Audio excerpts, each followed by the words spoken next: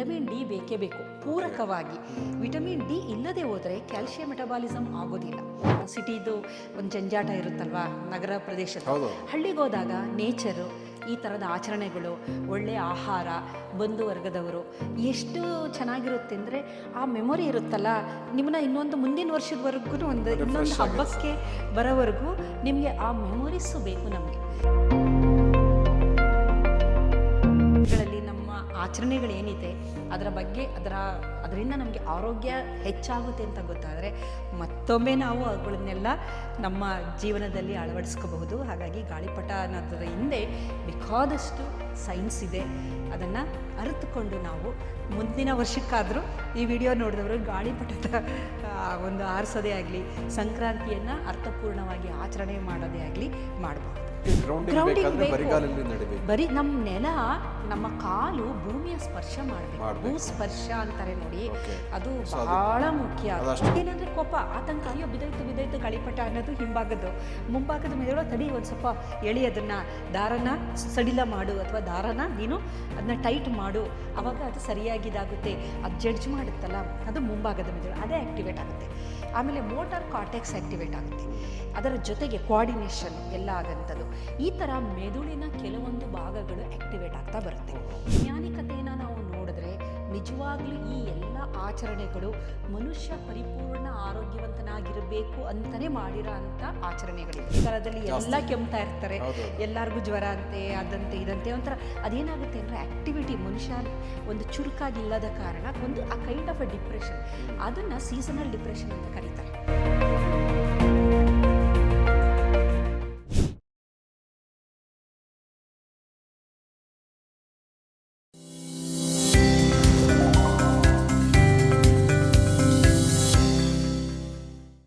ನಮಸ್ಕಾರ ವೀಕ್ಷಕರೇ, ನೀವು ನೋಡ್ತಾ ಇದ್ದೀರಾ ವಿಶ್ವವಾಣಿ ಹೆಲ್ತ್. ನಾನು ಕೇಶವ್ ಪ್ರಸಾದ್.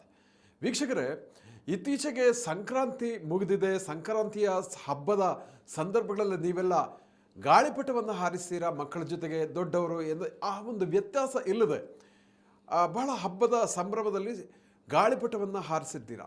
ಸೊ ಜೊತೆಗೆ ಈ ಗಾಳಿಪಟ ಅಂತಂದರೆ ನಮ್ಮ ಭಾರತದ ಹಬ್ಬಗಳ ಮತ್ತು ನಮ್ಮ ಕಲ್ಚರ್ನ ಅವಿಭಾಜ್ಯ ಅಂಗ. ನೀವು ಯಾವುದೇ ಕಡೆಗೆ ಹೋಗಿ, ಒಂದು ಮಂಗಳೂರಲ್ಲೂ ಕೂಡ ಕೈಟ್ ಫೆಸ್ಟಿವಲ್ ಮಾಡ್ತಾರೆ. ಕರಾವಳಿ ಇರ್ಬೋದು, ಬಯಲಸೀಮೆ ಇರ್ಬೋದು, ಉತ್ತರ ಕನ್ನಡ ಎನ್ನುವಂತಹ ಡಿಫರೆನ್ಸ್ ಇಲ್ಲದೆ ಎಲ್ಲ ಕಡೆ ದೇಶಾದ್ಯಂತ ಗಾಳಿಪಟವನ್ನು ಹಾರಿಸುವಂಥದ್ದು ಭಾರತದ ಒಂದು ಕಲ್ಚರ್ನ ಅವಿಭಾಜ್ಯ ಅಂಗ ಆಗಿರುವಂಥದ್ದು. ಸೊ ಇಲ್ಲಿ ನಾವು ಇವತ್ತಿನ ಎಪಿಸೋಡ್ನಲ್ಲಿ ಯಾಕೆ ಇದನ್ನು ಪ್ರಸ್ತಾಪ ಮಾಡ್ತೀನಿ ಅಂದರೆ, ಈ ಗಾಳಿಪಟಕ್ಕೂ ವಿಜ್ಞಾನಕ್ಕೂ ಏನು ಸಂಬಂಧ ಇದೆ, ಇದರ ಹಿಂದೆ ಇರತಕ್ಕಂಥ ವೈಜ್ಞಾನಿಕ ಅಂಶವೇನು ಎಂಬುದನ್ನು ಇವತ್ತಿನ ಎಪಿಸೋಡ್ ನಾವು ತಿಳ್ಕೊಳ್ಳೋಣ. ಸೊ ಇದಕ್ಕೆ ಸಂಬಂಧಪಟ್ಟ ಹಾಗೆ ನಮಗೆ ಸಾಕಷ್ಟು ಮಾಹಿತಿಯನ್ನು ನೀಡಲಿಕ್ಕೆ ಇವತ್ತು ಮೈಸೂರು ವಿಶ್ವವಿದ್ಯಾನಿಲಯದ ಜೆನೆಟಿಕ್ಸ್ ಆ್ಯಂಡ್ ಜೆನೋಮಿಕ್ಸ್ ವಿಭಾಗದ professor Suttur S Malini madam ಅವರು ನಮ್ಮ ಜೊತೆ ಇದ್ದಾರೆ. ಬನ್ನಿ ಕಾರ್ಯಕ್ರಮಕ್ಕೆ ಅವರನ್ನು ಬರಮಾಡಿಕೊಳ್ಳೋಣ. ನಮಸ್ಕಾರ ಮೇಡಮ್. ನಮಸ್ತೆ ಸರ್. ಸೊ ಅಂದಹಾಗೆ ನಾನು ಈಗಾಗಲೇ ಹೇಳಿದೆ ಒಂದಷ್ಟು ಗಾಳಿಪಟ ಯಾವ ರೀತಿಯಲ್ಲಿ ನಮ್ಮ ಹಬ್ಬ ಹರಿದಿನಗಳಲ್ಲಿ ಸಂಸ್ಕೃತಿ ಜೊತೆಗೆ ಅವಿಭಾಜ್ಯವಾಗಿ ಜೋಡಣೆ ಆಗಿದೆ ಅನ್ನುವಂಥದ್ದು. ಸೊ ವಿಜ್ಞಾನಿಯಾಗಿ ತಾವು ಇದರ ಹಿಂದೆ ಇರತಕ್ಕಂತಹ ವೈಜ್ಞಾನಿಕ ಅಂಶಗಳ ಬಗ್ಗೆ ನಮ್ಮ ವೀಕ್ಷಕರಿಗೆ ಒಂದಷ್ಟು ಮಾತು ತಿಳಿಸ್ಕೊಡ್ತೀರಾ ಅಂತ. ಸರ್, ಮೊದಲನೇದಾಗಿ ತಾವು ಹೇಳಿದ್ರಿ ಸಂಕ್ರಾಂತಿ ಅಂತ ಅಂದ ತಕ್ಷಣ ಎಳ್ಳು ಬೆಲ್ಲ ಅದು ಜ್ಞಾಪಕಕ್ಕೆ ಬರುತ್ತೆ.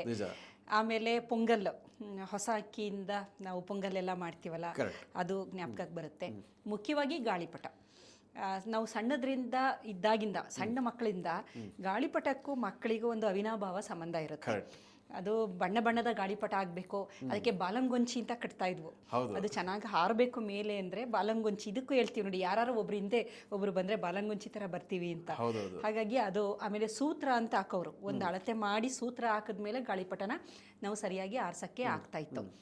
ಹಾಗಾಗಿ ಉತ್ತರಾಯಣ ಅಂತ ನಾವು ನೋಡಿದಾಗ ನನಗೆ ಕೆಲವು ಸಲ ಆಶ್ಚರ್ಯ ಆಗುತ್ತೆ. ನಮ್ಮ ಪೂರ್ವಜರು ಕೆಲವೊಂದು ಆಚರಣೆಗಳನ್ನು ಮಾಡ್ತಾ ಇದ್ರು. ಅಂದರೆ ಒಂದೊಂದು ಸೀಸನ್ ಆದಮೇಲೆ ಒಂದೊಂದು ಆಚರಣೆಗಳು, ಒಂದು ಹಬ್ಬಗಳು, ಆ ಹಬ್ಬಕ್ಕೆ ತಕ್ಕಂತೆ ಕೆಲವೊಂದು ವಿಶಿಷ್ಟ ರೀತಿಯ ಅಡಿಗೆಗಳು ಇದೆಲ್ಲ ಮಾಡ್ತಿದ್ರಲ್ಲ. ಇದನ್ನು ಸಂಪೂರ್ಣವಾಗಿ ನಾವು ನೋಡಿದಾಗ ಆರೋಗ್ಯದ ದೃಷ್ಟಿಯಿಂದನೇ ಇದನ್ನೆಲ್ಲ ಈ ಆಚರಣೆಗಳನ್ನು ಅವರು ಮಾಡ್ತಿದ್ರು ಅಂತ ಅನಿಸುತ್ತೆ. ಅವರು ನಿಜವಾಗ್ಲೂ ಹೇಳಬೇಕು ಅಂದರೆ ಒಂಥರ ವಿಜ್ಞಾನಿಗಳೇ ಅವರು. ಆದರೆ ವೈಜ್ಞಾನಿಕತೆಯನ್ನು ಅವರು ಹೇಳ್ತಿರ್ಲಿಲ್ಲ. ಈ ಥರ ಆಚರಣೆ ಮಾಡಿ ಮಾಡಿ ಅಂತ ಹೇಳ್ತಾ ಇದ್ರು. ಅದರಿಂದ ಆಗುವ ಅನುಕೂಲಗಳ ಬಗ್ಗೆ ಅವ್ರಿಗೆ ಗೊತ್ತಿತ್ತು. ಆದರೆ ಏನಕ್ಕೆ ಮಾಡಬೇಕು ಅನ್ನೋದನ್ನ ನಮಗೆ ಸರಿಯಾಗಿ ಒಂದು ಸ್ಪಷ್ಟನೆ ನೀಡದೇ ಇರೋ ಕಾರಣ ನಾವು ಹಿಂದೇನು ಮಾಡ್ತಾ ಇದ್ದೀವಿ, ಎಲ್ಲ ಹಬ್ಬಗಳನ್ನು ಆಚರಣೆಗಳನ್ನು ಸಾರಾಸಗಟಾಗಿ ಅದನ್ನ ಎಲ್ಲೋ ಒಂದು ಕಡೆ ಬಿಡ್ತಾ ಬಂದಿದ್ದೀವಿ ಅಂತ ಅನಿಸುತ್ತೆ. ಆಮೇಲೆ ಸಮಯದ ಅಭಾವ ಇರಬಹುದು, ಜಾಗದ ಅಭಾವ. ಈಗ ಗಾಳಿಪಟ ಅಂದಾಗ ಅದಕ್ಕೆ ದೊಡ್ಡದು ಒಂದು ಮೈದಾನ ಬೇಕು. ಇದೆಲ್ಲ ಅಭಾವಗಳನ್ನ ಅಂದರೆ ಬೇಕು ಅಂದರೆ ನಾವೆಲ್ಲರೂ ಒಂದು ಮಾಡ್ಕೋಬೋದು. ಇದನ್ನು ನೆವ ಇಟ್ಕೊಂಡು ನಾವು ಅದನ್ನು ಎಲ್ಲ ಬಿಡ್ತಾ ಇದ್ದೀವಿ. ಆದರೆ ಅದರ ವೈಜ್ಞಾನಿಕತೆಯನ್ನು ನಾವು ನೋಡಿದ್ರೆ ನಿಜವಾಗ್ಲೂ ಈ ಎಲ್ಲ ಆಚರಣೆಗಳು ಮನುಷ್ಯ ಪರಿಪೂರ್ಣ ಆರೋಗ್ಯವಂತನಾಗಿರಬೇಕು ಅಂತಲೇ ಮಾಡಿರೋ ಅಂಥ ಆಚರಣೆಗಳಿದು. ಹಾಗಾಗಿ ಈಗ ಸಂಕ್ರಾಂತಿ ಅಂತ ಅಂದಾಗ ಏನಾಗುತ್ತೆ, ಉತ್ತರಾಯಣ ಆರಂಭ ಆಗುತ್ತೆ. ಆಮೇಲೆ ದಿನ ಏನಾಗುತ್ತೆ, ಎಕ್ಸ್ಟೆಂಡ್ ಆಗುತ್ತೆ. ಈಗ ಮೊದಲು ಬೇಗ ಕತ್ಲೆ ಆಗ್ತಾ ಇತ್ತು, ಇವಾಗ 6 ಗಂಟೆ 6:30 ಆದ್ರೂ ನಿಮಗೆ ಒಂದು ಸ್ವಲ್ಪ 5 ಗಂಟೆ ಅನ್ನೋ ಥರನೇ ಫೀಲಿಂಗ್ ಇರುತ್ತೆ. ಅಂದರೆ ದಿನ ಉದ್ದ ಆಗ್ತಾ ಬರುತ್ತೆ. ಇವಾಗ ಏನಾಗುತ್ತೆ, ಈ ಸಂದರ್ಭದಲ್ಲಿ ವಿಟಮಿನ್ ಡಿ ನಮ್ಮ ದೇಹಕ್ಕೆ ಹೆಚ್ಚು ಸಿಗುತ್ತೆ. ನಾವು ಎಕ್ಸ್ಪೋಸ್ ಆಗ್ತೀವಲ್ಲ ಜಾಸ್ತಿ, ನಾವು ಸೂರ್ಯನ ಬೆಳಕು, ನಮಗೆ ಸೂರ್ಯ ನಮ್ಮ ಕಣ್ಣು ಕಾಣುವ ದೇವರು ಅಂದರೆ ಸೂರ್ಯ ಅಂತಲೇ ನಾವು ಹೇಳ್ಬೋದು.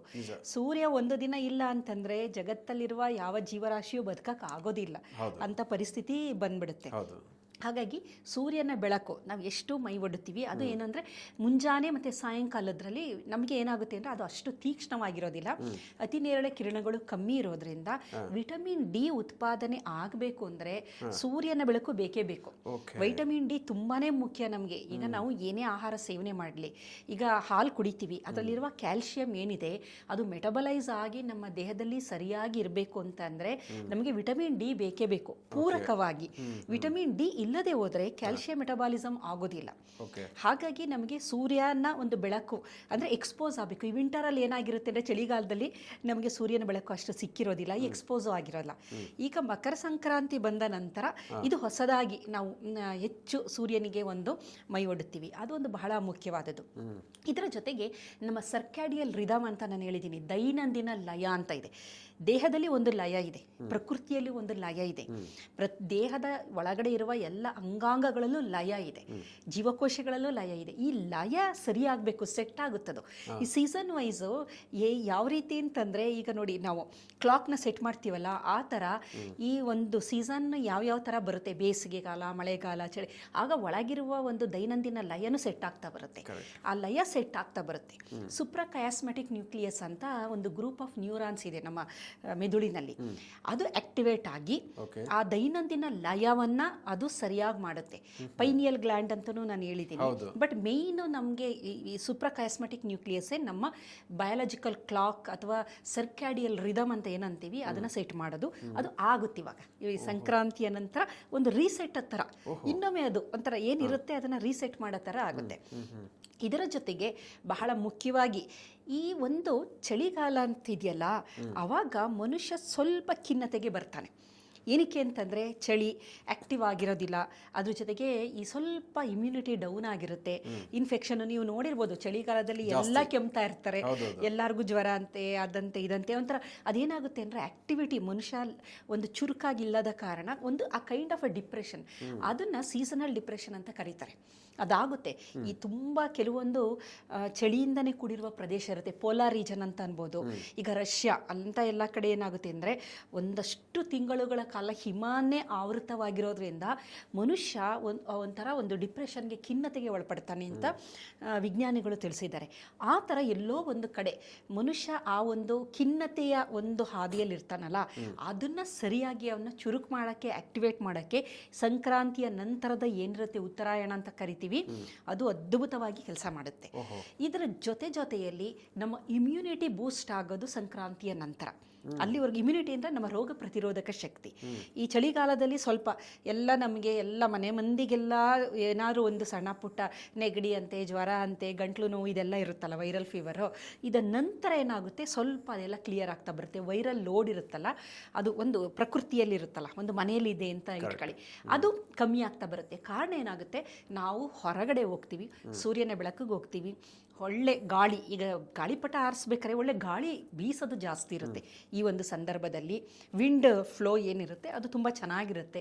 ಹಾಗಾಗಿ ಗಾಳಿಪಟ ನಾವು ಆರಿಸೋಕ್ಕೆ ಆಗೋದು. ಸೊ ಇಂಥ ಒಂದು ಸಂದರ್ಭದಲ್ಲಿ ಮನುಷ್ಯ ಹೊರಗಡೆ ಬಂದು ಒನ್ಸಗೇನು ಲವಲವಿಕೆಯಿಂದ ಚಟುವಟಿಕೆಯಿಂದ ಇರಬೇಕು ಅನ್ನೋ ಕಾರಣದಿಂದನೇ ನಮ್ಮ ಆಚರಣೆಗಳಲ್ಲಿ ನಾವು ಏನೇನು ನೋಡ್ತಾ ಇದ್ದೀವಿ. ಸಂಕ್ರಾಂತಿಯ ಸಂದರ್ಭದಲ್ಲಿ ಎತ್ತುಗಳಿಗೆಲ್ಲ ಚೆನ್ನಾಗಿ ಅಲಂಕಾರ ಮಾಡ್ತಾರೆ, ಕಿಚ್ಚಾಯಿಸೋದು ಅಂತ ಎಲ್ಲ ಮಾಡ್ತಾರೆ. ಈ ಅದ್ಭುತವಾಗಿರುತ್ತದೆಲ್ಲ. ನಿಜವಾಗ್ಲೂ ಪ್ರತಿಯೊಂದರ ಹಿಂದೆನೂ ಒಂದು ವೈಜ್ಞಾನಿಕತೆ ಇದೆ. ಅದನ್ನು ಒಡೆದು ನೋಡಬೇಕು ನಾವು ಏನೇ ಆದರೂ ಸುಮ್ಮನೆ ನೋಡ್ಬಿಡ್ತೀವಿ, ಓ ಇಷ್ಟೇನಾ ಅಂತೀವಿ. ಅದು ಅಷ್ಟಲ್ಲ. ಅದು ಅದರ ಒಳಗಡೆ ಆಳ ಅಗಲ ನೋಡ್ತಾ ಹೋದರೆ ನಮಗೆ ಆಶ್ಚರ್ಯ ಆಗುತ್ತೆ. ಇದೆಲ್ಲ ಹೇಗೆ ಮಾಡಿದ್ದಾರೆ, ಹೆಂಗೆ ಅವರ ಅನಾಲಿಸಿಸ್ ಹೇಗಿತ್ತು ಅಂತ ಅನಿಸುತ್ತೆ. ಈಗ ಗಾಳಿಪಟ ಅಂತ ನಾವು ನೋಡೋದಾದರೆ, ಈ ಸಂಕ್ರಾಂತಿಯ ಸಂದರ್ಭದಲ್ಲಿ ಗಾಳಿಪಟದ ಹಬ್ಬ, ಗಾಳಿಪಟನ ಆರಿಸೋ ಅಂಥದ್ದು ಎಲ್ಲ ವಯಸ್ಸಾದವರು, ನೀವು ಹೇಳಿದಾಗೆ ವಯಸ್ಸಾದವರು 3 ಜನರೇಷನ್ ಬರುತ್ತಲ್ಲಿ, ಅಜ್ಜ ಮಗ ಮೊಮ್ಮಗ, ಅಂದರೆ ಒಂದು ಜನರೇಷನಲ್ ಬಾಂಡಿಂಗ್ ಅಂತ. ಆಮೇಲೆ ಆ ಮೊಮ್ಮಕ್ಕಳು ಅಜ್ಜನ ಹತ್ರ ಹೋಗ್ತಾರೆ, ನನಗೆ ಗಾಳಿಪಟ ಮಾಡಿಕೊಡು ಅಂತಾರೆ, ನನಗೆ ಆರ್ಸಕ್ಕೆ ಹೇಳ್ಕೊಡು ಅಂತಾರೆ. ಅಂದರೆ ಇದೆಲ್ಲ ಏನು ಅಂತಂದರೆ ಇಂಟರ್ ಜನರೇಷನಲ್ ಬಾಂಡಿಂಗ್ ಬರೋದಕ್ಕೆ ಈ ಒಂದು ಗಾಳಿಪಟ ಅಂತ ಏನಿದೆ ಅದು ಎಲ್ಲೋ ಒಂದು ಕಡೆ ನಮಗೆ ಕನೆಕ್ಟ್ ಮಾಡೋದು ಅಂತ. ಈ ಗಾಳಿಪಟ ಅಂದಾಗ ಆಪ್ತ ಮಿತ್ರದಲ್ಲಿ ಒಂದು ಹಾಡಿದೆ, ಇದು ಹಕ್ಕಿ ಎಲ್ಲ ಹಾರ್ತಾ ಇತ್ತು. ಅದು ನಿಜವಾಗ್ಲೂ ತುಂಬ ಚೆನ್ನಾಗಿದೆ. ಎಲ್ಲ ಜನ ಸೇರ್ಕೊಂಡು ಒಂದು ಕಡೆ ಹೋಗಿ ಕಲರ್ ಬಣ್ಣ ಬಣ್ಣದ ಗಾಳಿಪಟನ ಆರಿಸಿ ಒಂದು ಸಂಭ್ರಮಿಸ್ತಾರಲ್ಲ, ಅದು ನಿಜವಾಗ್ಲೂ ಅದು ನೋಡಿದಾಗ ಅದರದ ಒಂದು ವೈಜ್ಞಾನಿಕತೆ ನಮಗೆ ಗೊತ್ತಾಗುತ್ತೆ. ಇಲ್ಲೇನಾಗುತ್ತೆ, ಮೊದಲನೇದಾಗಿ ಗಾಳಿಪಟನ ಆರಿಸ್ಬೇಕಾದ್ರೆ ಫೋಕಸ್ಸು ಪ್ರೆಡಿಕ್ಷನು ಬೇಕು. ಫೋಕಸ್ ಹೆಂಗೆ ಅಂತಂದರೆ ನೀವು ಫೋಕಸ್ ಮಾಡಬೇಕು, ಪ್ರೆಡಿಕ್ಟ್ ಮಾಡಬೇಕು. ಇಲ್ಲ ಅಂತಂದರೆ ಅದೇನಾಗುತ್ತೆ, ಕೆಳಗೆ ಬಿದ್ದೋಗ್ಬಿಡುತ್ತೆ. ತುಂಬ ಅದಕ್ಕೆ ಭಾಳ ಗಾಳಿಪಟ ಸುಮ್ಮನೆ ಆರ್ಸೋಕ್ಕಾಗಲ್ಲ. ಅದಕ್ಕೆ ಒಂದು ನ್ಯಾಕ್ ಇರುತ್ತದು ಅಂತ, ಅಂದರೆ ಚಾಕಚಕ್ಯತೆ ಅಂತಂತೀವಲ್ಲ, ಅದು ಫೋಕಸ್ ಆಗಿರಬೇಕು. ಅದು ಗೊತ್ತಾ ಹೊಡಿಯುತ್ತೆ ಅಂತಂತೀವಿ ನೋಡಿ, ಉಲ್ಟಾ ಹೊಡೆದು ಕೆಳಗೆ ಬಿದ್ದೋಗ್ಬಿಡುತ್ತಲ್ಲ, ಅದು ಹೊಡಿದಿದ್ದಂಗೆ ಹ್ಯಾಂಡಲ್ ಮಾಡಬೇಕು. ಅದನ್ನು ದಾರದಿಂದ, ಅದು ಸೂತ್ರನ ಹಿಡಿದು ನಾವು ದಾರದಿಂದ ಅದನ್ನು ಜಗ್ಗಿ ಅದನ್ನು ಅದು ಕೆಳಗಡೆ ಬೀಳ್ದಿದ್ದಂಗೆ ಮಾಡಬೇಕು. ಪ್ರಿಡಿಕ್ಷನ್ನು, ಈಗ ಏನಾದ್ರು ಬಿದೋಗುತ್ತಾ ಗೊತ್ತಾ ಹೊಡಿಯುತ್ತಾ ಅಂದರೆ ತಕ್ಷಣ ಅದನ್ನು ಎಳೆದು ನಿಲ್ಲಿಸಿ ಇದು ಮಾಡೋ ಅಂಥದ್ದು. ಹಾಗಾಗಿ ಪ್ರಿಡಿಕ್ಷನ್ ಮಾಡೋ ಅಂಥದ್ದು, ಫೋಕಸ್ಸು, ಪ್ರಿಡಿಕ್ಷನ್ನು ಮತ್ತು ಕಾನ್ಸಂಟ್ರೇಷನ್. ತುಂಬ ಗಮನ ಇರಬೇಕು ನಮಗೆ. ಆ ಕಾನ್ಸಂಟ್ರೇಷನ್ನ ಬಿಲ್ಡ್ ಮಾಡೋ ಅಂಥದ್ದು, ಫೋಕಸ್ಸು, ಪ್ರಿಡಿಕ್ಷನ್ನು, ಇದೆಲ್ಲ ಮಾಡಬೇಕಾದ್ರೆ ಏನಾಗುತ್ತೆ ಅಂತಂದರೆ ಇದರ ಜೊತೆಗೆ ಇಲ್ಲಿ ಮೆಲಟನಿನ್ನು ಮತ್ತು ಈ ಸಂದರ್ಭದಲ್ಲಿ ಸೆರೋಟೋನಿನ್ 2 ಸಿಂಕ್ರೊನೈಸ್ ಆಗುತ್ತೆ. ಈ ಒಂದು ಸಂಕ್ರಾಂತಿಯ ಸಂದರ್ಭದಲ್ಲಿ ಸಿಂಕ್ರೊನೈಸ್ ಅಂದರೆ ಒಂದು ಬ್ಯಾಲೆನ್ಸ್ ಥರ ಆಗುತ್ತೆ. ಸೊ ಇದನ್ನೆಲ್ಲ ನಾವು ಮಾಡಬೇಕಾದ್ರೆ ನಮ್ಮ ಸೆರಿಬೆಲಮ್ ಕೋಆರ್ಡಿನೇಷನ್ ಇದೆಯಲ್ಲ, ನಮ್ಮ ಮೆದುಳಿನಲ್ಲಿ ಸೆರಿಬೆಲ್ಲಮ್ ಅಂತಿದೆ. ಸೆರಿಬೆಲಮ್ಮದು ಕೆಲಸ ಏನಂತಂದರೆ ಕೋಆರ್ಡಿನೇಷನು. ಆ ಕೋಆರ್ಡಿನೇಷನ್ ಜಾಗ ಇದೆಯಲ್ಲ ಆ್ಯಕ್ಟಿವೇಟ್ ಆಗುತ್ತೆ. ಒಂದು ಪ್ರೀಫ್ರಾಂಟಲ್ ಕಾರ್ಟೆಕ್ಸ್ ಆಕ್ಟಿವೇಟ್ ಆಗುತ್ತೆ. ನಾನು ಹೇಳಿದೆ ಮನುಷ್ಯನ ಮೆದುಳು ಮುಂಭಾಗದ ಮೆದುಳು ಅಂತ ಬಹಳಷ್ಟು ವಿಡಿಯೋಗಳಲ್ಲಿ ಹೇಳಿದ್ದೀನಿ. ನೋಡಿ, ನೀವೇ ಎಕ್ಸ್ಪರ್ಟ್ ಆಗಿಬಿಟ್ಟಿದ್ದೀರಾ. ಹಿಂಭಾಗದು ಪ್ರಾಣಿ ಮೆದುಳು. ಅದೇನಂದ್ರೆ ಕೋಪ, ಆತಂಕ, ಅಯ್ಯೋ ಬಿದೋಯ್ತು ಗಾಳಿಪಟ ಅನ್ನೋದು ಹಿಂಭಾಗದ್ದು. ಮುಂಭಾಗದ ಮೆದುಳು, ತಡಿ ಒಂದು ಸ್ವಲ್ಪ ಎಳಿ, ಅದನ್ನ ದಾರನ ಸಡಿಲ ಮಾಡು, ಅಥವಾ ದಾರನ ನೀನು ಅದನ್ನ ಟೈಟ್ ಮಾಡು, ಅವಾಗ ಅದು ಸರಿಯಾಗಿ ಇದಾಗುತ್ತೆ. ಅದು ಜಡ್ಜ್ ಮಾಡುತ್ತಲ್ಲ, ಅದು ಮುಂಭಾಗದ ಮೆದುಳು, ಅದೇ ಆಕ್ಟಿವೇಟ್ ಆಗುತ್ತೆ. ಆಮೇಲೆ ಮೋಟಾರ್ ಕಾರ್ಟೆಕ್ಸ್ ಆಕ್ಟಿವೇಟ್ ಆಗುತ್ತೆ. ಅದರ ಜೊತೆಗೆ ಕೋಆರ್ಡಿನೇಷನ್ ಎಲ್ಲ ಆಗಂಥದ್ದು.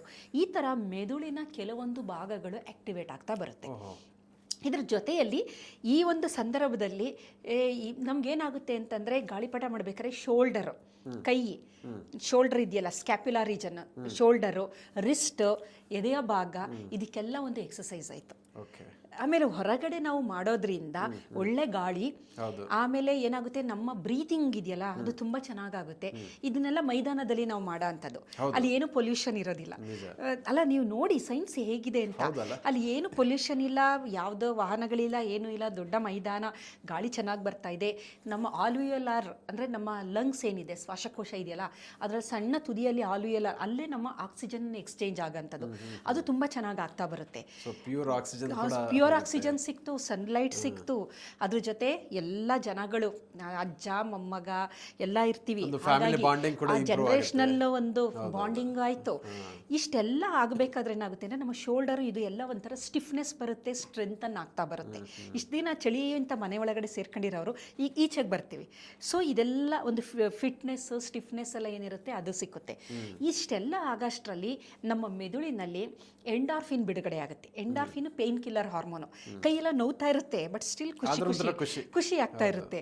ಹಾಗಾಗಿ ಎಂಡಾರ್ಫಿನ್ ಬಿಡುಗಡೆ ಆಯಿತು. ಆಮೇಲೆ ರಿವಾರ್ಡಿಂಗು, ನನ್ನ ಗಾಳಿಪಟ ಚೆನ್ನಾಗಿ ಹಾರ್ತಾ ಇದೆ ಅಂತಂದಾಗ ಡೋಪಮೈನ್ ರಿಲೀಸ್ ಆಯಿತು. ಆಮೇಲೆ ಇನ್ಯಾರು ಹೇಳ್ತಾರೆ, ನೀನು ಎಷ್ಟು ಚೆನ್ನಾಗಿ ಗಾಳಿಪಟ ಮಾಡಿದ್ಯಾ, ಅದರಲ್ಲಿ ತರಾವರಿ ಮಾಡ್ತಾರೆ. ಇವಾಗ ಮೊದಲು ನಾವೆಲ್ಲ ಒಂದು ಟಿಪಿಕಲ್ ಗಾಳಿಪಟ, ಅದು ತುಂಬ ಪುಟಾಣಿದು, ಆದರೆ ಆ ಥರ ಅಲ್ಲ. ಇವಾಗ ಬೇಕಾದಷ್ಟು ಅದರಲ್ಲಿ ಡಿಸೈನು, ಆಮೇಲೆ ಅದೊಂಥರ ಕಾಂಪಿಟೇಷನ್ ಥರ. ಇಲ್ಲಿ ಕಾಂಪಿಟೇಷನ್ ಆಯಿತು. ಆಮೇಲೆ ಅದ್ರ ಜೊತೆಗೆ ಆ ರಿವಾರ್ಡ್ ಹೇಳ್ತಾರಲ್ಲ, ಯಾರೋ ಬಂದು ಹೇಳ್ತಾರೆ, ಎಷ್ಟು ಚೆನ್ನಾಗಿದೆ ನೀನು ಗಾಳಿಪಟ, ಎಷ್ಟು ದೂರದಲ್ಲಿ ಹೋಗಿದೆ, ಒಂದು ರಿವಾರ್ಡಿಂಗ್ ಅದು.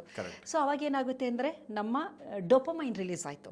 ಡೋಪಮೈನ್ ಬೇಸ್ ಲೈನು, ಡೋಪಮೈನ್ ತುಂಬ ಚೆನ್ನಾಗಿ ಅಂದರೆ ಸ್ಪೈಕ್ ಆಗೋದಿಲ್ಲ, ತುಂಬ ಏನೂ ಆಗಲ್ಲ, ಒಂಥರ ಹೆಂಗೆ ನಿಧಾನಕ್ಕೆ ಶೂಟಪ್ ಆಗಬೇಕು ಆ ಥರ ಆಯಿತು. ಮೂಡ್ ಹಾರ್ಮೋನು ಖುಷಿ ಆಯಿತು.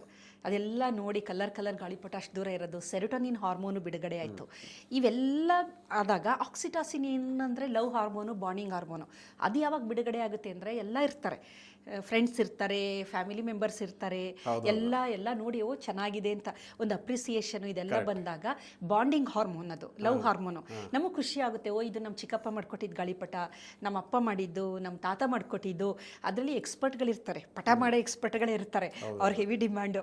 ಆ ಸೂತ್ರ ಹಾಕೋದೆಲ್ಲ ನಾನು ಹೇಳಿದೆ ಅಲ್ಲ, ಅದು ನಂಗೆ ತುಂಬ ಚೆನ್ನಾಗಿದೆ. ಸೂತ್ರ ಸರಿಯಾಗಿ ಹಾಕಲಿಲ್ಲ ಅಂದರೆ ಗಾಳಿಪಟ ಬಿದೋಗ್ಬಿಡುತ್ತೆ. ಹಾಗಾಗಿ ಆಕ್ಸಿಟಾಸಿನ್ ಹಾರ್ಮೋನ್ ಬಿಡುಗಡೆ ಆಗುತ್ತೆ. ಸೊ ಇಷ್ಟು ನಮಗೆ ಗೊತ್ತಿಲ್ಲದಂಗೆ ನಮ್ಮ ಮೆದುಳಿನಲ್ಲಿ ಇಷ್ಟೆಲ್ಲ ಬಿಡುಗಡೆ ಆಗಬೇಕಾದ್ರೆ ನಮ್ಮ ಕಾರ್ಟಿಸಾಲು ಡೌನ್ ಆಗ್ತಾ ಬರುತ್ತೆ. ಕಾರ್ಟಿಸಾಲು ಸ್ಟ್ರೆಸ್ ಹಾರ್ಮೋನು, ಅದು ಡೌನ್ ಆಗುತ್ತೆ. ಅದ್ರ ಜೊತೆಗೆ ಈ ಗಾಳಿಪಟದ ಒಂದು ನಾವು ಏನು ಇಷ್ಟೆಲ್ಲ ಎಕ್ಸ್ಪೋಜರು ಆದಾಗ ನಮ್ಮ ವೇಗಸ್ ನರ್ವ್ ಆ್ಯಕ್ಟಿವೇಟ್ ಆಗುತ್ತೆ. ವೇಗಸ್ ನರ್ವ್ ಭಾಳ ಒಳ್ಳೆಯದು. ವೇಗಸ್ ನರ್ವ್ ಆ್ಯಕ್ಟಿವೇಟ್ ಮಾಡೋದಕ್ಕೆ ನನಗೆ ಅದೇ ಅನಿಸೋದು, ನಮ್ಮ ಒಂದು ಏನು ಆಚರಣೆಗಳಿದೆ, ಸಂಪ್ರದಾಯ ಇದೆ, ಅದು ನಾವು ಸರಿಯಾಗಿ ಅರ್ಥ ಮಾಡ್ಕೊತಾ ಇಲ್ಲ. ಅರ್ಥ ಮಾಡ್ಕೊಳ್ಳೋದೇ ಮೂಗು ಮುರಿಯೋದು. ಆದರೆ ಅದರ ವೈಜ್ಞಾನಿಕತೆಯನ್ನು ನಾವು ನೋಡಿದಾಗ ಗೊತ್ತಾಗುತ್ತೆ, ಅವರು ಪ್ರತಿಯೊಂದು ಆಚರಣೆಯನ್ನು ಹಿಂದೆ ನಮ್ಮ ದೇಹಕ್ಕೆ ಅನುಕೂಲವಾಗುವ ರೀತಿಯಲ್ಲಿ ಏನೋ ಒಂದನ್ನು ಅವರು ಮಾಡಿದ್ದಾರೆ ಅವರು. ಈಗ ವೇಗಸ್ ನರ್ವ್ ಆ್ಯಕ್ಟಿವೇಟ್ ಆಯಿತು, ನಮ್ಮ ಪ್ಯಾರಾಸಿಂಪಥೆಟಿಕ್ ನರ್ವಸ್ ಸಿಸ್ಟಮ್ ಆ್ಯಕ್ಟಿವೇಟ್ ಆಯಿತು. ಅದು ಒಳ್ಳೆಯದು. ಅದೇನು ಮಾಡುತ್ತೆ, ನಮ್ಮ ಹೃದಯದ ಬಡಿತವನ್ನು ಒಂದು ಸಮಸ್ಥಿತಿಗೆ ತರುತ್ತೆ, ರಕ್ತದಲ್ಲಿ ಸಕ್ಕರೆಯ ಪ್ರಮಾಣ ಸಮಸ್ಥಿತಿಯಲ್ಲಿರುತ್ತೆ, ರಕ್ತದೊತ್ತಡನ ಕಮ್ಮಿ ಮಾಡುತ್ತೆ. ಇಷ್ಟೆಲ್ಲ ಆದಾಗ ಏನಾಗುತ್ತೆ ಅಂದರೆ ಅದೇ ಬೇಕಾಗಿರೋದು ನಮಗೆ. ಬೇಕಾಗಿರೋದು ಬ್ಲಡ್ ಪ್ರೆಷರ್ ಜಾಸ್ತಿ ಆಗಬಾರ್ದು, ಡಯಾಬಿಟಿಕ್ ಬರಬಾರ್ದು, ಆಮೇಲೆ ಹಾರ್ಟ್ ರಿಲೇಟೆಡ್ ಪ್ರಾಬ್ಲಮ್ಗಳು ಆಗಬಾರ್ದು ಅನ್ನೋದೇ ನಮಗೆ ಬೇಕಾಗಿರೋದು. ಇದೆಲ್ಲ ಮಾಡಿದಾಗ HRV, ಹಾರ್ಟ್ ರೇಟ್ ವೇರಿಯಬಿಲಿಟಿ, ಅದು ಒಳ್ಳೆಯದು. ಜಾಸ್ತಿ ಇದ್ದಷ್ಟು ನಮ್ಮ ಹೃದಯ ಚೆನ್ನಾಗಿ ಕೆಲಸ ಮಾಡುತ್ತೆ. ಇಷ್ಟೆಲ್ಲ ಸಂದರ್ಭದಲ್ಲಿ ಅದು ಆಗುತ್ತೆ. ಅದ್ರ ಜೊತೆಗೆ ವೈರಲ್ ಲೋಡ್ ಅಂತ ನಾನೇನಿದೆ, ಒಂದು ಕಡೆ ಇದ್ದಿದ್ದು ವೈರಲ್ ಲೋಡು ಕಮ್ಮಿ ಆಯಿತು, ಹೊರಗಡೆ ಒಂದು ಮೈದಾನಕ್ಕೆ ಬಂದ್ವು ನಾವು. ಆಮೇಲೆ ಈ ಮ್ಯೂಕಸ್ ಎಲ್ಲ ಕಟ್ಕೊಂಬಿಟ್ಟಿರುತ್ತೆ. ಯಾವಾಗ ನಾವು ಒಂದು ಡಿಸೆಂಬರ್ ಇದರಲ್ಲಿ ಎಲ್ಲರಿಗೂ ಕಫ ಕೆಮ್ಮು, ಆ ಈ ಶೋಲ್ಡರ್ ಆ್ಯಕ್ಟಿವೇಶನ್ ಎಲ್ಲ ಆಗುತ್ತಲ್ಲ, ಅದೇನಾಗುತ್ತೆ ಅಂದರೆ ಸ್ವಲ್ಪ ಎಕ್ಸ್ಪ್ಯಾಂಡ್ ಆಗುತ್ತೆ. ಗಾಳಿ ಚೆನ್ನಾಗಿ ತಗೊಂತೀವಿ, ಎಕ್ಸ್ಪ್ಯಾಂಡ್ ಆದಾಗ ಅದು ಸುಲಭವಾಗಿ ಅದು ಈಚೆ ಬರೋದಕ್ಕೆ ಒಂದು ಫೆಸಿಲಿಟೇಟ್ ಮಾಡುತ್ತೆ ಅಂತ ಹೇಳ್ತಾರೆ. ಹಾಗಾಗಿ ಇದು ಬಹಳ ಮುಖ್ಯ. ಇಷ್ಟೆಲ್ಲ ನಮಗೆ ಅದರಿಂದ ದೊರಕುತ್ತೆ. ಇದಕ್ಕಿಂತ ಮುಖ್ಯವಾಗಿ ನಾವು ಹೊರಗಡೆ ಹೋಗ್ತೀವಲ್ಲ, ಹೊರಗಡೆ ಹೋಗಿ ಮಾಡಿದಾಗ ಗ್ರೌಂಡಿಂಗ್ ಆಗುತ್ತೆ, ಭಾಳ ಮುಖ್ಯ ಅದು. ಗ್ರೌಂಡಿಂಗ್ ಅಂದರೆ ಮೈದಾನದಲ್ಲಿ ಇವಾಗ ಎಲ್ಲ ಚಪ್ಪಲಿ ಶೂಸ್ ಹಾಕಂತಾರೆ, ಮೊದಲು ಬರೀ ಕಾಲಲ್ಲಿ ಮಾಡೋರು ಇದನ್ನು. ಬರೀ ಕಾಲಲ್ಲಿ ಎಲ್ಲಿ ಸಾಧ್ಯ ಆಗುತ್ತೋ ಅಲ್ಲಿ ನಾವು ಬರೀ ಕಾಲಲ್ಲಿ ಇರೋದು ಬಹಳ ಮುಖ್ಯ. ಈಗ ನೋಡಿ, ನಾವು ಎಷ್ಟು ಒಂದು ಒಳ್ಳೆ ಮನೆ ಕಟ್ಟಿರ್ತೀವಿ, ಎಷ್ಟು ಮುತುವರ್ಜಿಯಿಂದ ಗ್ರೌಂಡಿಂಗ್ ಮಾಡಿಸ್ತೀವಿ. ಅದಕ್ಕೆ ಮೇಲೆ ಒಂದು ಗೊತ್ತು ನಿಮಗೆ, ಕೆಳಗಡೆ ಉಪ್ಪು ಹಾಕಿ ಇದೆಲ್ಲ ಮಾಡಿ, ಇದ್ಲು ಉಪ್ಪು ಎಲ್ಲ ಹಾಕಿ, ಏನು ಮಿಂಚು ಗುಡುಗು ಇದಾದಾಗ ಆ ಒಂದು ಬಿಲ್ಡಿಂಗಿಗೆ ಡ್ಯಾಮೇಜ್ ಆಗಬಾರ್ದು ಅಂತೇಳಿ ಅಷ್ಟೆಲ್ಲ ಮಾಡ್ತೀವಿ. ಆದರೆ ನಮ್ಮ ದೇಹಕ್ಕೆ ಗ್ರೌಂಡಿಂಗೇ ಮಾಡ್ಕೊಳ್ಳಲ್ಲ ನಾವು. ದೇಹ ಆ ಬಿಲ್ಡಿಂಗ್ ನಾವಿದ್ರೆ ಅಂಥದ್ದು ಹತ್ತು ಕಟ್ಕೋಬೋದು, ನಾವೇ ಇಲ್ಲ ಅಂದರೆ ಏನು ಮಾಡೋಕ್ಕಾಗಲ್ಲ. ಅದನ್ನು ನಾವು ಅರ್ಥ ಮಾಡ್ಕೋಬೇಕು. ದೇಹಕ್ಕೆ ಗ್ರೌಂಡಿಂಗ್ ಬರೀ ನಮ್ಮ ನೆಲ, ನಮ್ಮ ಕಾಲು ಭೂಮಿಯ ಸ್ಪರ್ಶ ಮಾಡಬೇಕು. ಭೂ ಸ್ಪರ್ಶ ಅಂತಾರೆ ನೋಡಿ, ಅದು ಬಹಳ ಮುಖ್ಯ. ವೈಜ್ಞಾನಿಕ ಎಷ್ಟರ ಮಟ್ಟಿಗೆ ಇದೆ ಅಂದರೆ, ಅದು ನೀವು ಗ್ರೌಂಡಿಂಗ್ ಹೇಗೆ ಮಾಡಿ ನಿಮ್ಮ ಒಂದು ಬಿಲ್ಡಿಂಗ್ನ ಕಾಪಾಡ್ತೀರಾ, ನಿಮ್ಮ ದೇಹನ ಕಾಪಾಡ್ಕೋಬೇಕು ಅಂತಂದರೆ ನಮಗೂ ಗ್ರೌಂಡಿಂಗ್ ಬೇಕು. ಗ್ರೌಂಡಿಂಗ್ ಯಾವ ರೀತಿ ಅಂತಂದರೆ, ಬರೀ ಕಾಲಲ್ಲಿ ಭೂಮಿಯ ಮೇಲೆ ಇದ್ದಾಗ ಏನಾಗುತ್ತೆ, ಭೂಮಿ ನೆಗೆಟಿವ್ ಚಾರ್ಜಸ್ ಥರ ಆ್ಯಕ್ಟಿವೇಟ್ ಆಗುತ್ತೆ. ಅದರಿಂದ ಎಲೆಕ್ಟ್ರಾನ್ಸ್ಗಳನ್ನು ಅದು ನಮಗೆ ಕೊಡುತ್ತೆ. ನಾವು ಕಾಲು ಇಟ್ಟಾಗ ನಮ್ಮ ದೇಹದ ಒಳಗಡೆ ಕೆಲವೊಂದು ಈ ರಿಯಾಕ್ಟಿವ್ ಆಕ್ಸಿಜನ್ ಸ್ಪೀಷೀಸ್ ಅಂತ ಕೆಲವೊಂದು ವಿಷ ಅಂತಲೇ ಅಂದ್ಕೊಳ್ಳೋಣ, ಅದು ದೇಹದಿಂದ ಹೊರಗಡೆ ಅದು ನ್ಯೂಟ್ರಲೈಸ್ ಆಗಬೇಕು. ನ್ಯೂಟ್ರಲೈಸ್ ಆಗಬೇಕು ಅಂದರೆ ಒಂದು ದಾರಿ ಬೇಕಲ್ವಾ. ಬರೀ ಕಾಲಲ್ಲಿ ಇದು ಮಾಡಿದಾಗ ಆ ಎಲೆಕ್ಟ್ರಾನ್ಸ್ಗಳು ಈ ನಮ್ಮ ದೇಹಕ್ಕೆ ಹೋದಾಗ ಈ ರಿಯಾಕ್ಟಿವ್ ಆಕ್ಸಿಜನ್ ಸ್ಪೀಷೀಸ್ ಜೊತೆ ಅದು ಒಂದು ವರ್ತಿಸ್ ಏನು ಮಾಡುತ್ತೆ, ಅದನ್ನ ನ್ಯೂಟ್ರಲೈಸ್ ಮಾಡುತ್ತೆ, ಗ್ರೌಂಡಿಂಗ್ ಥರ ಆಗುತ್ತೆ. ಹಾಗಾಗಿ ಆದಷ್ಟು ಎಲ್ಲಿ ಸಾಧ್ಯನೋ ಅಲ್ಲಿ ಬರೀ ಕಾಲಲ್ಲಿ ನಡ್ಕೊಂಡು ಹೋಗುವಂತಹ ಒಂದು, ಈಗ ನೋಡಿ ಮನೆ ಒಳಗೆ ನಡೆಯುವಂಥದ್ದು ಆಗುತ್ತಾ ಅಥವಾ ಮನೆ ಒಳಗಡೆ ಇದು ಒಂದು ಇದು ಆದರೆ ನೀವು ಹೊರಗಡೆ ನಿಮಗೆ ಆಕ್ಯುಪ್ರೆಷರ್ ತರ ಆಗುತ್ತೆ, ಕಲ್ಲಿರುತ್ತೆ, ಒತ್ತುತ್ತೆ, ಯಾವುದೋ ಪಾದದ ಒಂದು ಭಾಗಕ್ಕೆ ಒತ್ತುತ್ತೆ. ಆಮೇಲೆ ಹುಲ್ಲು ಮೇಲೆ ನಡಿಬೇಕು, ಕಲ್ಲಲ್ಲಿ ನಡಿಬೇಕು, ಮರಳು. ರಿಫ್ಲೆಕ್ಸಾಲಜಿ ಅಂತ ಒಂದು ನೈಸರ್ಗಿಕ ಚಿಕಿತ್ಸೆಗಳಿದೆಯಲ್ಲ, ಸೂರ್ಯ ಸ್ನಾನ ಅಂತೆ, ನೀರಿಂದು ಆಯಿಲ್ ಮಸಾಜ್, ನಿಮ್ಗೆ ಅದೊಂದು ಒಂದಷ್ಟು ಅದು ನ್ಯಾಚುರೋಪತಿ ಅಂತ ನಾವು ಕರಿತೀವಿ. ಈ ನ್ಯಾಚುರೋಪತಿಲಿ ರಿಫ್ಲೆಕ್ಸಾಲಜಿ ಅಂತಿದೆ. ಆ ರಿಫ್ಲೆಕ್ಸಾಲಜಿ ಏನು ಅಂತ ನೀವು ನೋಡಿದ್ರೆ, ಕಲ್ಲುಗಳು ಹಾಕಿರ್ತಾರೆ, ಒಂದು ಸ್ವಲ್ಪ ನೀರು ಹರಿತಾ ಇರುತ್ತೆ, ಕಲ್ಲುಗಳಿರುತ್ತೆ, ಅದ್ರ ಮೇಲೆ ನಡ್ಕೊಂಡು ಹೋಗೋದು ಅಷ್ಟೇನೆ, ಅದೇ ರಿಫ್ಲೆಕ್ಸಾಲಜಿ. ನೀವು ಕಾಡಿಗೆ ಹೋದ್ರೆ ಆ ಥರ ನದಿ ತೊರೆ ಅವೆಲ್ಲ ಹರಿತಿರುತ್ತೆ, ಕಲ್ಲಿರುತ್ತೆ, ಅಲ್ಲೇ ಹೋದ್ರೆ ರಿಫ್ಲೆಕ್ಸಾಲಜಿ ಅಲ್ಲೇ ಸಣ್ಣದಾಗ ಕಾಡು ಮೇಡು ಅಂತ ಹಾಗೆ ಓಡಾಡ್ತಾ ಇತ್ತು. ಹೌದು, ಈಗ ನನಗೆ ಅದೆಲ್ಲ ಅನುಭವ ತುಂಬಾ ಚೆನ್ನಾಗಿದೆ. ಒಂಥರ ಅದನ್ನ ಇವಾಗ ಏನ್ ಮಾಡ್ತೀವಿ ಅಂದ್ರೆ ನಮಗೆ ಸಿಕ್ಕಲ್ಲ ಅಂತ ಎಲ್ಲೋ ಒಂದ್ ಕಡೆ ಹೋಗಿ ನ್ಯಾಚುರೋಪತಿ ಅಂತೇಳಿ ಅವರು ಆರ್ಟಿಫಿಷಿಯಲ್ ಆಗಿ ಅದನ್ನೆಲ್ಲ ಕ್ರಿಯೇಟ್ ಮಾಡಿರ್ತಾರೆ. ಅಲ್ಲಿ ಹೋಗಿ ಒಂದಷ್ಟು ದೂರ ನಡೆದು ರಿಫ್ಲೆಕ್ಸಾಲಜಿ ಅದು ಏನು ಮಾಡುತ್ತೆ, ಖಿನ್ನತೆ ಕಮ್ಮಿ ಮಾಡುತ್ತೆ, ನಮ್ಮ ಮೆದುಳಿಗೆ ತುಂಬ ಸಂತೋಷ ಕೊಡುತ್ತೆ. ಅದು ಕೆಲವೊಂದು ನಮಗೆ ಆಂಗ್ಸೈಟಿ, ಆತಂಕ, ಭಯ, ಖಿನ್ನತೆ ಅಥವಾ ಒಂಥರ ಆಲಸ್ಯ ಇದೆಲ್ಲ ಎಲ್ಲಿರುತ್ತೆ, ಇದೆಲ್ಲ ಕಮ್ಮಿ ಆಗಬೇಕು ಅಂದರೆ ಬರಿಗಾಲಲ್ಲಿ ನಡಿಬೇಕು, ಗ್ರೌಂಡಿಂಗು. ಅದಕ್ಕೆ ನೋಡಿ, ಈಗ ನಾನು ಸುಮ್ಮನೆ ಯೋಚನೆ ಮಾಡ್ತೀನಿ, ಈಗ ಶಬರಿಮಲೆಗೆ ಹೋಗ್ತಾರಲ್ಲ, ಬರೀ ಕಾಲಲ್ಲಿ ನಮಗೆ ಒಂದಿಷ್ಟು ದೂರ ನಡೆಯೋಕ್ಕಾಗಲ್ಲ. ಅಯ್ಯೋ ಚುಚ್ಚುತ್ತೆ, ಮುಳ್ಳು ಚುಚ್ಚುತ್ತೆ, ಕಲ್ಲು ಅದು ಇದು ಆಗದೇ ಇಲ್ಲ. ಅವ್ರು ಹೇಗೆ ಅದೆಷ್ಟೋ ಕಿಲೋಮೀಟರ್ ನಡೀತಾರಲ್ಲ, ನನಗೆ ಕೆಲವು ಸಲ ಆಶ್ಚರ್ಯ ಆಗುತ್ತೆ. ಅಂದರೆ ಮನಸ್ಸು ಮಾಡಿದ್ರೆ ಮಾಡ್ಬೋದು, ಬಟ್ ಅದರಿಂದ ತುಂಬ ಅನುಕೂಲ ಆಗುತ್ತೆ.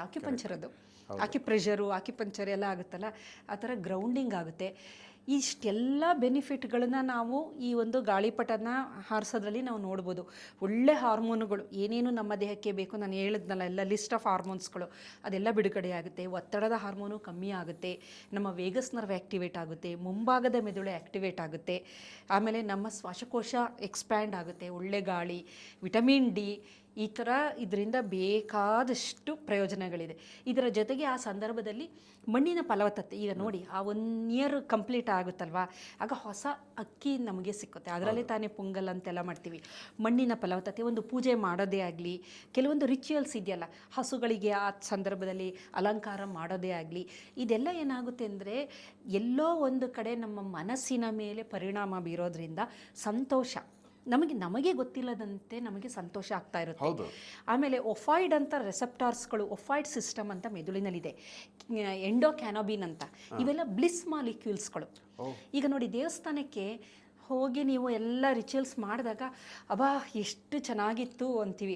ಆಮೇಲೆ ಏನೋ ದರ್ಶನ, ಅಯ್ಯೋ ಎಂಥ ಚೆನ್ನಾಗಿ ದರ್ಶನ ಆಯ್ತಪ್ಪ, ಎಷ್ಟು ಆನಂದ ಆಯಿತು ನಮಗೆ. ಅದು ಅಂದರೆ ಬರೀ ದೇವಸ್ಥಾನ ಅಲ್ಲ, ಕೆಲವೊಂದು ಸಂದರ್ಭದಲ್ಲಿ ಒಂಥರ ಬ್ಲಿಸ್ ಅಂತ ಅಂತೀವಲ್ಲ, ಎಷ್ಟು ಚಂದ ಅಂತ ನಾವು ಫೀಲ್ ಮಾಡ್ಕೊತೀವಲ್ಲ, ಅದು ಆ್ಯಕ್ಟಿವೇಟ್ ಆಗಬೇಕು ಅಂದರೆ ಈ ಥರದ ಕೆಲವೊಂದು ಹಬ್ಬಗಳ ಹೆಸರಿನಲ್ಲಿ ಆಚರಣೆಗಳನ್ನು ಮಾಡಿದಾಗ ಆ ಬ್ಲಿಸ್ ಮಾಲಿಕ್ಯೂಲು ಬಿಡುಗಡೆಯಾಗುತ್ತೆ. ಇವೆಲ್ಲ ಕೆಲವು ಪ್ರೋಟೀನ್ಗಳಿದು, ಕೆಲವೊಂದು ರಾಸಾಯನಿಕಗಳು, ಇವು ಚೆನ್ನಾಗಿ ಬಿಡುಗಡೆ ಆದರೆ ಈ ಬ್ಲಿಸ್ ಮಾಲಿಕ್ಯೂಲ್ಗಳು, ಎಂಡೋಕ್ಯಾನಬಿನ್ನು, ಆಮೇಲೆ ಒಫಾಯ್ಡ್ ಸಿಸ್ಟಮ್ ಅಂತ ಇದೆ ನಮ್ಮ ಮೆದುಳಿನಲ್ಲಿ.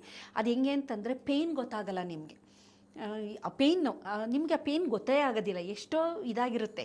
ಈಗ ನೀವು ಗಾಳಿಪಟ ಆಡಿ ಎಲ್ಲ ಸುಸ್ತಾದ್ರೂ ಸುಸ್ತನ್ಸಲ್ಲ, ಒಂಥರ ಖುಷಿ ಆಗ್ತಾ ಇರುತ್ತದು. ಸೊ ಇದೆಲ್ಲ ಅಂದರೆ ಇವೆಲ್ಲ ನಮ್ಮ ಮೆದುಳಿನ ಬೇರೆ ಬೇರೆ ಭಾಗಗಳನ್ನು ಆ್ಯಕ್ಟಿವೇಟ್ ಮಾಡುವಂಥದ್ದು. ಆದರೆ ಅವ್ರಿಗೆ ಇದರ ಅನುಭವದಿಂದ ಚೆನ್ನಾಗಾಗುತ್ತೆ ಅಂತ ಗೊತ್ತು ನಮ್ಮ ಹಿರಿಯ ಪೂರ್ವಿಕರಿಗೆ, ಆದರೆ ಹೇಗಾಗುತ್ತೆ ಅಂತ ಅವರು ಎಲ್ಲೂ ಯಾರೂ ಎಕ್ಸ್ಪ್ಲೇನ್ ಮಾಡಿಲ್ಲ. ಹಾಗಾಗಿ ನಾವೇನು ಮಾಡ್ತೀವಿ, ಅದನ್ನು ಆದಷ್ಟು ಅಯ್ಯೋ ಇದು ಗಾಳಿಪಟನ, ಅದು ಯಾವ ಮಹಾ ಗಾಳಿಪಟ ಅಂತೀವಿ. ಆದರೆ ಗಾಳಿಪಟ ಬರೀ ಗಾಳಿಪಟ ಅಲ್ಲ, ಅದು ಬೇಕಾದಷ್ಟು ಅದರ ಬೇರೆ ಥರ ಪೊಯೆಟಿಕ್ಕಾಗಿ ನಾವು ನೋಡಿದ್ರೂ ಬೇರೆ ಥರ ಅರ್ಥವನ್ನು ಕೊಡುತ್ತೆ. ಏಕೆಂದರೆ ಸೂತ್ರ ಸರಿಯಾಗಿ ಹಾಕಲಿಲ್ಲ ಅಂದರೆ ಗಾಳಿಪಟ ಗೋತೆ ಹೊಡೆದಂಗೆ ನಮ್ಮ ಜೀವನದಲ್ಲಿ ಸರಿಯಾಗಿ ನಾವು ಸೂತ್ರ ಅಂದರೆ ಒಂದು ಸರಿಯಾದ ಜೀವನ ಶೈಲಿ, ಆಹಾರ ಪದ್ಧತಿ, ಹವ್ಯಾಸಗಳು ಮಾಡ್ಕೊಳ್ಳಿಲ್ಲ ಅಂದರೆ ನಮ್ಮ ಜೀವನವು ಗಾಳಿಪಟ ಗೋತ ಹೊಡೆದಂಗೆ ನಮ್ಮ ಜೀವನವನ್ನು ಗೋತ ಹೊಡೆಯುತ್ತೆ. ಅದರ ಕಾಯಿಲೆ ಅಲ್ಲ, ಎಷ್ಟು ಸಿಂಬಾಲಿಕ್ ಆಗಿದೆ ಅಂತಂದರೆ ಅದು. ಅದ್ರ ಜೊತೆ ಬಾಲಂಗೊಂಚಿ ಅಂತ ಒಂದು ಕಟ್ಟಿರ್ತೀವಿ. ಬಾಲಂಗೊಂಚಿ ಅಂತಂದರೆ ನಮಗೆ ಎಲ್ಲರೂ ಬೇಕು, ನಾವು ಒಬ್ಬರೇ ಇರೋಕ್ಕಾಗೋದಿಲ್ಲ. ಯು ಕಾಂಟ್ ಬಿ ಅಲೋನ್ ಅಂತ ಅಂತೀವಿ. ನಾನೊಬ್ಬನೇ ಇರ್ತೀನಿ, ಈಗ ಲಿವಿನ್ ನಾನೊಬ್ಬರೇ ಇರ್ತೀವಿ, ನನಗೆ ಯಾರೂ ಬೇಡ, ಅಪ್ಪ ಅಮ್ಮ ಬೇಡ, ರಿಲೇಷನ್ ಬೇಡ, ಆಗಲ್ಲ. ಅದು ಬಾಲಂಗೊಂಚಿಗಳು ಬೇಕೇ ಬೇಕು. ಅದರಲ್ಲಿ ಅಣ್ಣ, ತಮ್ಮ, ಚಿಕ್ಕಪ್ಪ, ದೊಡ್ಡಪ್ಪ ಅಂದರೆ ಬರೀ ಅದೊಂದು ಗಾಳಿಪಟ ಎಷ್ಟು ಸಿಂಬಾಲಿಕ್ ಆಗಿ ಒಬ್ಬ ಮನುಷ್ಯನ ಜೀವನ ಏನು ಅಂತ ಅದು ತೋರಿಸುತ್ತೆ. ಸೂತ್ರ ಬೇಕು. ಸೂತ್ರ ಅಂದರೆ ಡಿಸಿಪ್ಲಿನು, ಜೀವನ ಶೈಲಿ, ಆಹಾರ ಪದ್ಧತಿ, ಹವ್ಯಾಸ ಸರಿಯಾಗಿದ್ದಾಗ ಸೂತ್ರ ನಿನ್ನ ಜೀವನಕ್ಕೆ ಒಂದು ಬದುಕಿಗೆ ಒಂದು ಸೂತ್ರ ಥರ. ಅದು ಬಲಂಗೊಂಚಿ ಅಂದರೆ ಇದ್ರ ಜೊತೆಗೆ ನಿನಗೆ ಮನುಷ್ಯ, ನೀನು ಸಂಘಜೀವಿ, ಒಂದು ಸಮಾಜದಲ್ಲಿ ಇರಬೇಕು. ನೀನು ಒಬ್ಬನೇ ಇರೋಕ್ಕಾಗಲ್ಲ. ನೀನು ಎಷ್ಟೇ ಶ್ರೀಮಂತ ಆದರೂ ಈಗ ಲೋನ್ಲಿನೆಸ್ ಅನ್ನೋದೇ ಒಂದು ದೊಡ್ಡ ಕಾಯಿಲೆ ಇವಾಗ. ಇದೆಲ್ಲ ಯಾವ ಥರ ಅಂದರೆ ಈ ಹಬ್ಬಗಳ ಆಚರಣೆ ಏನು ಅಂದರೆ ಒಂಟಿಯಾಗಿದ್ದವ್ರನ್ನ ಜೊತೆಗೂಡ್ಸೋ ಅಂಥದ್ದು. ಈಗ ನೋಡಿ, ನಾವು ಹೇಳ್ಬೋದು ನಾವು ಪಟ್ಟಣದಲ್ಲಿದ್ದೀವಿ, ನಮಗಿದೆಲ್ಲ ಅವಕಾಶ ಇಲ್ಲ ಅಂದರೆ ಇದೊಂದು ಸಂದರ್ಭ ನಿಮಗೆ, ನಿಮ್ಮ ಹಳ್ಳಿಗೆ ಹೋಗೋಕ್ಕೆ. ಈ ಹಬ್ಬದ ನೆವದಲ್ಲಾದರೂ ನೀವು ಹಳ್ಳಿಗೆ ಹೋಗಿ ಒಂದು ಯಾವ ಥರ ಅಂದರೆ ರಿಕ್ರಿಯೇಷನ್ ಥರ ಇದು. ಈಗ ನೋಡಿ ಇಷ್ಟೆಲ್ಲ ಈ ಒಂದು ಜಂಜಾಟ, ಒಂದು ಸಿಟಿದು ಒಂದು ಜಂಜಾಟ ಇರುತ್ತಲ್ವಾ ನಗರ ಪ್ರದೇಶದ, ಹಳ್ಳಿಗೆ ಹೋದಾಗ ನೇಚರು, ಈ ಥರದ ಆಚರಣೆಗಳು, ಒಳ್ಳೆಯ ಆಹಾರ, ಬಂಧು ವರ್ಗದವರು ಎಷ್ಟು ಚೆನ್ನಾಗಿರುತ್ತೆ ಅಂದರೆ ಆ ಮೆಮೊರಿ ಇರುತ್ತಲ್ಲ ನಿಮ್ಮನ್ನ ಇನ್ನೊಂದು ಮುಂದಿನ ವರ್ಷದವರೆಗೂ ಇನ್ನೊಂದು ಹಬ್ಬಕ್ಕೆ ಬರೋವರೆಗೂ ನಿಮಗೆ ಆ ಮೆಮೊರೀಸು ಬೇಕು. ನಮಗೆ ಮನುಷ್ಯನಿಗೆ ಏನು ಅಂತಂದರೆ ಬಹಳ ತುಂಬ ಸುಲಭವಾಗಿ ಒಂದು ಟ್ರಿಕ್ ಏನಂದರೆ, ತುಂಬ ಒತ್ತಡ ಆಯಿತು ಅಂತಂದರೆ ಸುಮ್ಮನೆ ಕಣ್ಮುಚ್ಚಿ ನಾವು ನಮ್ಮ ಮೆಮೊರೀಸ್ ಈಗ ಏನೋ ನಡೆದಿದೆಯಲ್ಲ ಒಳ್ಳೇದು, ಅದನ್ನು ಸುಮ್ಮನೆ ಹಾಗೆ ವಾಪಸ್ ಹೋಗಿ ರಿವೈಂಡ್ ಮಾಡ್ಕೊಂಡು ಅಲ್ಲಿ ನಾನು ಇದ್ದೀನಿ ಅಂತ ಫೀಲ್ ಮಾಡ್ಕೊಂಡು ಬಂದುಬಿಟ್ರೆ ನಿಮ್ಮ ಒತ್ತಡ ಎಲ್ಲ ಕಮ್ಮಿ ಆಗ್ತಾ ಬರುತ್ತೆ. ಇದರ ಜೊತೆಗೆ ಬಹಳ ಮುಖ್ಯವಾಗಿ ಈ ನಾವು ಬೀಟ್ ಆಫ್ ಫೈರಿಂಗಲ್ಲಿ ಇರ್ತೀವಿ. ಈ ಗಾಳಿಪಟ ಆರಿಸ್ಬೇಕಾದ್ರೆ ಆ ಕೈಂಡ್ ಆಫ್ ಕಾಮ್ನೆಸ್ ಸಿಕ್ಕುತ್ತೆ ನಮಗೆ. ಆಲ್ಫಾಗೆ ಬರ್ತೀವಿ, ಆಲ್ಫಾ ಸ್ಟೇಟಿಗೆ ಬರುತ್ತೆ. ಅದು ಬಹಳ ಮುಖ್ಯ ನಮಗೆ. ಆ ಬೀಟ್ ಆಫ್ ಫೈರಿಂಗ್ ಏನಿರುತ್ತೆ ಅದರಿಂದ ಆಲ್ಫಾಗೆ ಬರ್ತೀವಿ. ಅದನ್ನೇ ನೋಡ್ತಾ ಇದ್ರೆ ಒಂದು ಕಾಮ್ನೆಸ್ ಸಿಕ್ಕುತ್ತೆ, ಫೋಕಸ್, ಅದೊಂಥರ ಮೆಡಿಟೇಷನ್. ನೀವು ಅದನ್ನೇ ನಿಮ್ಗೆ ಗಮನ ಸಂಪೂರ್ಣ. ಈಗ ಮೆಡಿಟೇಷನ್ ಅಂದ್ರೇನು, ಧ್ಯಾನ, ಉಸಿರಿನ ಕಡೆ ಗಮನ ಕೊಡ್ತೀರಾ. ಅದೇ ಥರ ಯಾವುದಾದರೂ ವಸ್ತುವನ್ನು ನೀವು ಒಂದು ಫೋಕಸ್ ಮಾಡ್ತಿರಲ್ಲ, ಗಾಳಿಪಟನ ನೋಡ್ತಾ ಇರ್ತೀರ, ಆಕಾಶದಲ್ಲಿ ಫೋಕಸ್ ಮಾಡ್ತೀರ. ಏಕೆಂದರೆ ಫೋಕಸ್ ತೆಗೆದ್ರೆ ಹೋಯ್ತು ಅಲ್ವಾ. ಹಾಗಾಗಿ ಒಂಥರ ಪ್ಯಾಕೇಜ್ ಥರ ನಮಗೆ ಆರೋಗ್ಯಕ್ಕೆ ಏನೇನು ಬೇಕೋ ಎಲ್ಲ ಗಾಳಿಪಟದಿಂದ ಸಿಕ್ಕುತ್ತೆ. ಜೊತೆಯಲ್ಲಿ ಬೇರೆ ಬೇರೆ ಆಚರಣೆಗಳಿರುತ್ತಲ್ಲ ಸಂಕ್ರಾಂತಿದು, ಅದೆಲ್ಲದಕ್ಕೂ ಅದರದ್ದೇ ಆದ ವೈಶಿಷ್ಟ್ಯ ಪೂರ್ವದ ಒಂದು ಎಲ್ಲ ಆಚರಣೆಗಳಿರುತ್ತೆ. ಹಾಗಾಗಿ ಅದನ್ನು ನಾವು ನೆಗ್ಲೆಕ್ಟ್ ಮಾಡೋದು ಬೇಡ.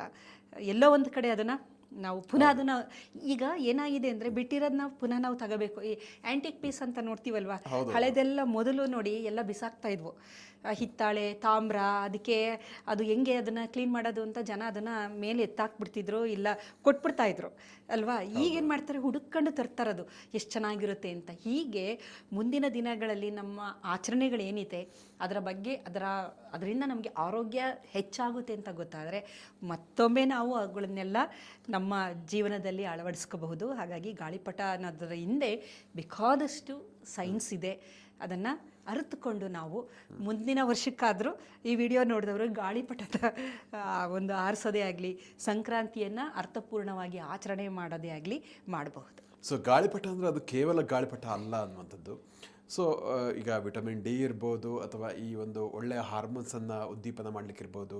ಸೊ ಎಷ್ಟೊಂದು ಆಯಾಮಗಳು ಇದೆ ಇದಕ್ಕೆ ಅನ್ನುವಂಥದ್ದು. ಸೊ ಹಾಗಾಗಿ ಈ ವಿಡಿಯೋವನ್ನು ನೋಡಿದವರು ಖಂಡಿತವೂ ಕೂಡ ನೆಕ್ಸ್ಟ್ ಸಂಕ್ರಾಂತಿಗೆ ಮಿಸ್ ಮಾಡದೆ ಗಾಳಿಪಟ ಹಾರಿಸ್ತಾರೆ ಊರಿಗೆ ಹೋಗಿ ಅನ್ನೋಂಥದ್ರಲ್ಲಿ ಯಾವ ಸಂಶಯ ಕೂಡ ಇಲ್ಲ ಅಂತ ನನಗೆ ಅನಿಸ್ತಾ ಇದೆ. ಹಾಗಾಗಿ ನಮ್ಮ ವೀಕ್ಷಕರಿಗೆ ಇಷ್ಟು ಹೊತ್ತು ಗಾಳಿಪಟದ ಹಿಂದೆ ಇರತಕ್ಕಂಥ ಒಂದು ವೈಜ್ಞಾನಿಕ ಅಂಶಗಳನ್ನು, ಅಫ್ಕೋರ್ಸ್ ನೀವೇ ಹೇಳಿದರೆ ನಮ್ಮ ಹಿರಿಯರು ಇದನ್ನು ಆಚರಣೆ ಮಾಡ್ತಾಯಿದ್ರು, ಆದರೆ ಇದರಿಂದ ಇಷ್ಟೊಂದು ವಿಜ್ಞಾನ ಇದೆ ಅಂತ ಅವ್ರು ಹೇಳ್ತಾ ಇರಲಿಲ್ಲ. ಬಟ್ ಆಚರಣೆಯಲ್ಲಿ ಅದನ್ನು ತೋರಿಸ್ತಾ ಇದ್ರು.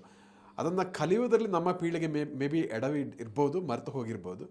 ಬಟ್ ಇನ್ನೂ ಅವಕಾಶ ಇದೆ ತಪ್ಪನ್ನು ತಿದ್ಕೊಳ್ಳಿಕ್ಕೆ.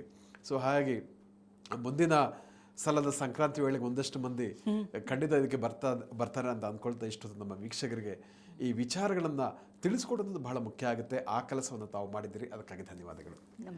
ವೀಕ್ಷಕರೇ, ಇಂತಹ ಮತ್ತಷ್ಟು ಉಪಯುಕ್ತ ವಿಡಿಯೋಗಳಿಗೆ ವಿಶ್ವವಾಣಿ ಹೆಲ್ತ್ ಯೂಟ್ಯೂಬ್ ಚಾನಲನ್ನು ವೀಕ್ಷಿಸಿ ಮತ್ತು ಸಬ್ಸ್ಕ್ರೈಬ್ ಮಾಡಿ. ವಂದನೆಗಳು.